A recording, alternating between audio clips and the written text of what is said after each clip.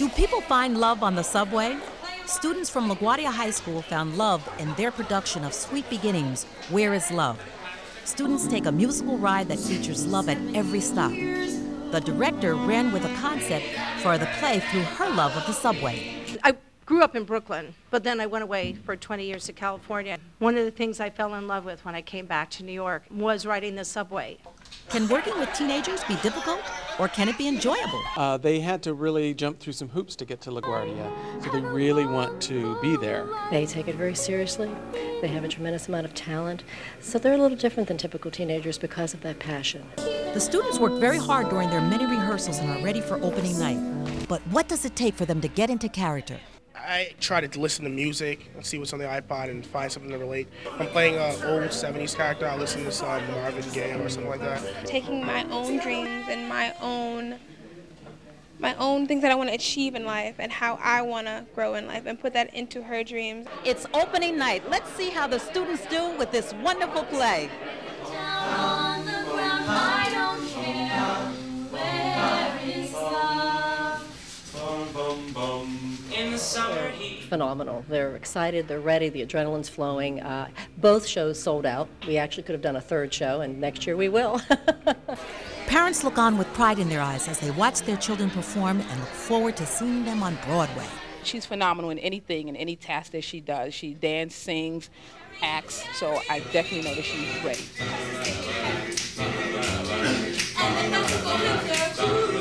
She's a great writer. She's taken a lot of playwriting classes, and she loves to write, and she loves to act. And so I think she has it all. Why is nobody listening? Goodbye, go with pride, and another person's wait. Leave all your trouble and leave all your trouble and leave all your trouble.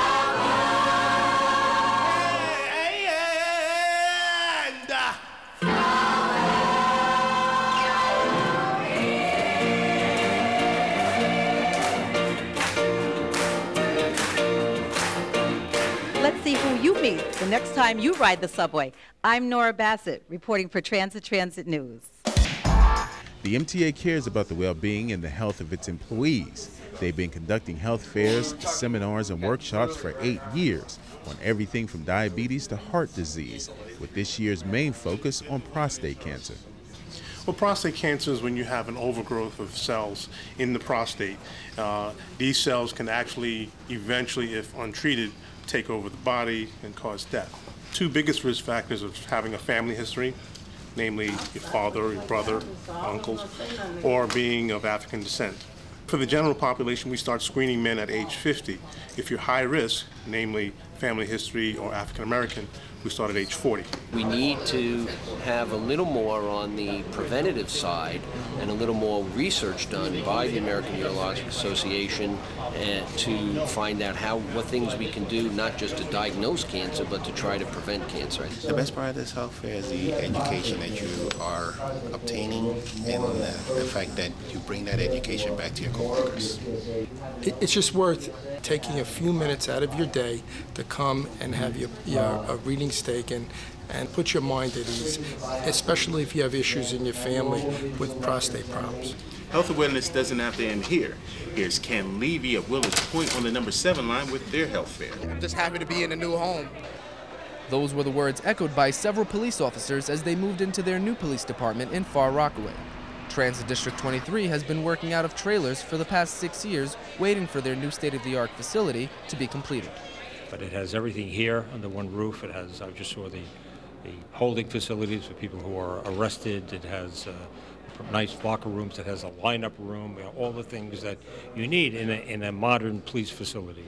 District 23 covers 16 miles and 20 subway stations, and until the facility was built, well, let's just say working conditions were not the best. Before, the location of our trailers was in a parking lot in the back of a wall bounds, but now the facility being inside the subway station. Over 45,000 riders will be kept safe while traveling through the subway system. This new building will keep officers safe as well. In case something does happen or we have a problem with a prisoner, we can lock down all the outside doors with one switch or one pull cord.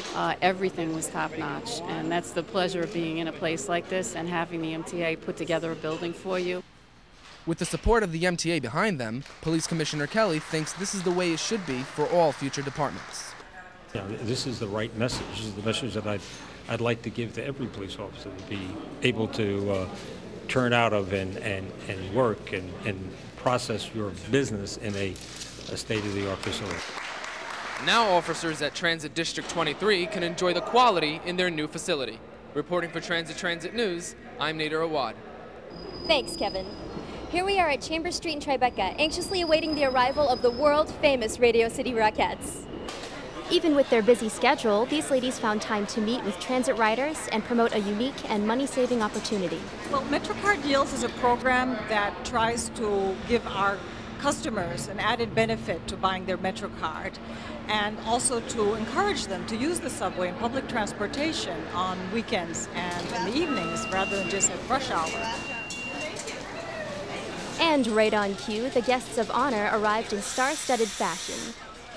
I think that it's important for everyone to know that the Radio City Christmas Spectacular is a show for people of all ages, the young and the young at heart. And this is a way for us to pass out cards that give people $10 off of the ticket price, and then they can bring their whole family to see the Radio City Christmas Spectacular. I'm going to use the coupon to go online and get a free discount for the show, because I went already last week and I want to go again. It's really nice. This year I'm going to really make an effort to go see it, especially since I got my free Metro card from Rockette. Radio City Music Hall's Christmas Spectacular is showing now, so don't forget, your Metro card is your ticket to get there. I'm Holly Dalton reporting for Transit News. Thanks, Abe. With just a click of a button, the Eagle team is using this new surveillance equipment as an accessory in fighting crime. Basically what it is, it's a burglar alarm for a laptop.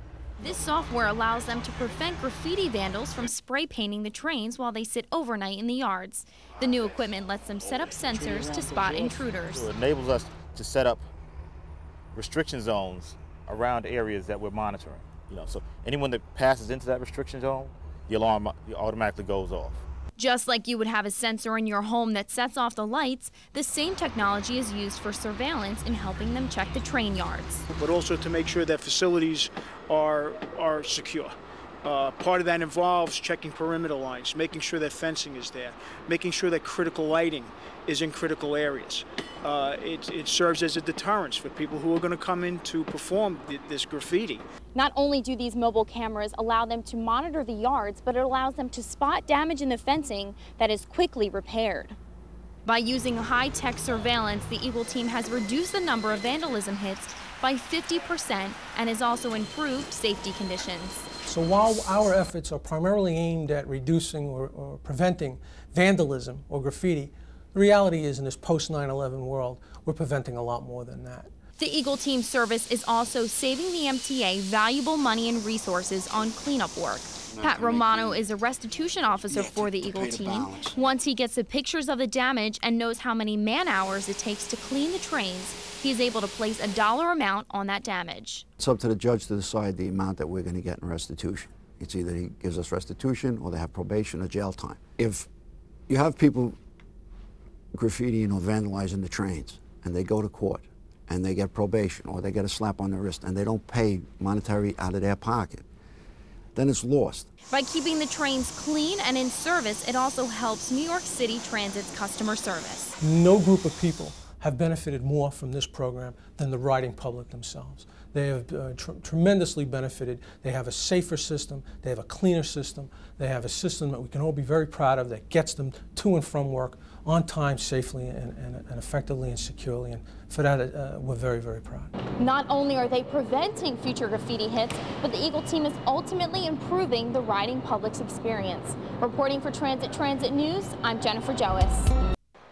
The most unique food charity in the world, Construction, doesn't take place on the stovetop, but on the drawing table. My original vision for Construction was to construct a world without hunger, because hunger transcends all political, racial, national, everything. New York City's top designers are invited to compete in building the most eye-catching structures made entirely by unopened cans of food. This year's event was held at the World Financial Center, with the eager participation of New York City Transit's team of architects and engineers. It was an interesting project from a structural standpoint, and in addition to that, the food is going to a good cause. All the food will be donated to City Harvest after we deconstruct the project. Initially, I decided that we would use this theme of building a tunnel for construction. We decided it would be between 4,000 and 5,000 cans of sardines that we thought we would need. And the notion of there's a light at the end of the tunnel to end hunger in the city just had a real good ring to it. The most challenging part of this design was figuring out how to support this arch without using any rods or glue. After weeks of designing, planning, building, and endless hours of hard work, the results were overwhelming. It's such a worthy cause. It's such a great feeling knowing that you're not only helping to feed the hungry New Yorkers, but we're also educating people about the hunger issue. It's something we can all agree upon, that no one should go hungry. Just remember, nothing is impossible. One can make a difference. I'm Itzlo Demodica for Transit News. General bus etiquette rules imply that you should give up your seat for a disabled, pregnant, or elderly person, and you should not talk on your cell phone too loudly. Blast music, display inappropriate adult behavior, block doors, or litter. I went to Assistant Chief Transportation Officer Chris Lake to find out his experience with bus etiquette and to see what his thoughts were on the subject. What do you feel is the most important part of bus etiquette? It seems like gone are the days when the teenager gets up to give an older lady a seat automatically, or someone with a child, or someone with a disability, or an elderly person. People don't seem to show that kind of automatic kindness anymore. And that's important when you're riding the bus. It also shows the kind of character that you have as a person. Most would be shocked, though, to hear about the rude behavior some bus passengers display on a day-to-day basis. Etiquette? It don't happen on the bus. Using profanity. Vulgar language. A couple of years back, 2 high school students actually started a fist fight on the back of the bus, causing the bus to actually stop, have to get all of the passengers off, and the police coming. Etiquette on the bus? Politeness? Once in a blue moon. But every dark cloud has a silver lining, and good deeds and manners on the bus are acknowledged.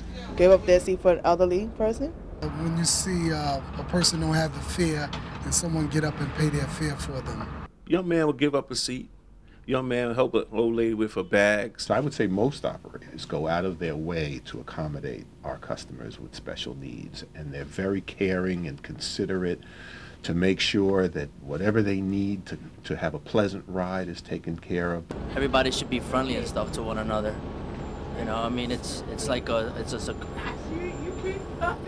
a tight space that we should all like kind of be friendly to one another and respect each other. So mind your manners, bus riders, for a safe and pleasant journey to your destination. I'm Holly Dalton reporting for Transit News.